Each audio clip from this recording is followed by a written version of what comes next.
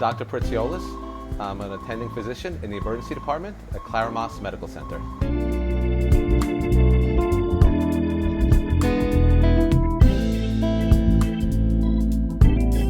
When it's very hot outside, like it's going to be this coming weekend, and it is right now, one of the things you want to worry about is making sure that you stay cool enough.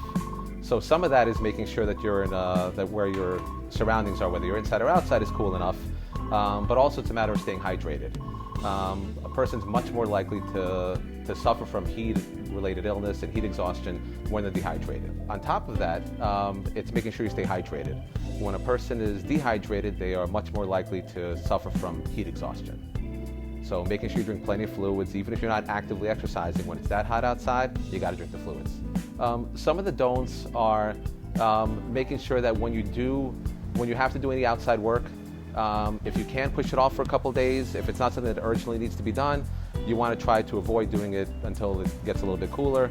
You want to make sure that when you're sleeping that you have the air conditioning on. If you don't have access to air conditioning, you can't just assume that a fan is going to be adequate for you. You should look at what the temperature is inside. You want to avoid things like alcohol, like drugs, which actually can decrease your ability to sweat and also decrease your awareness of how dehydrated you are and how hot you may be. So heat exhaustion is basically when the temperature is high outside, and then your body tends to overheat and you start having some side effects from it. But the side effects at that point are reversible. So it might just be you're fatigued, you might just be tired, you're probably most likely still sweating, but you may even pass out from it. When you go to heat stroke, when we think about strokes, we think about neurologic disease.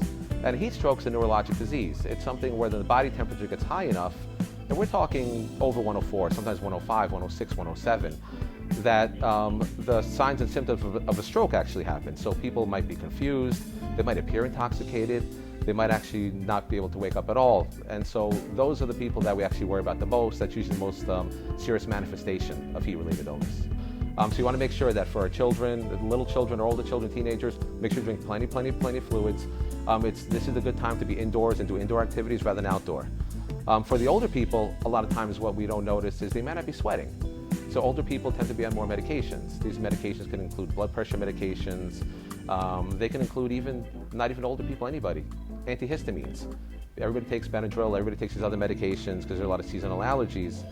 And so what that does, it actually decreases your ability to sweat. So if you're on medications that decrease your ability to sweat, and you're looking over at grandma saying, well, grandma's probably okay, she's not really sweating, how hot could she be? She could actually be even hotter because she's not sweating. So those are things we need to look out for. The first thing we check out, especially when it's a heat wave like it is right now, is someone comes in, we want to get a temperature right away.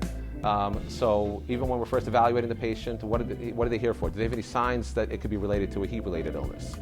And the temperature. If the temperature's normal, then obviously what's going on is something different. But if the temperature's elevated and we try to figure that out right away, then we start active cooling measures. Because the quicker you cool a person, the more likely you are to have them completely come back to themselves.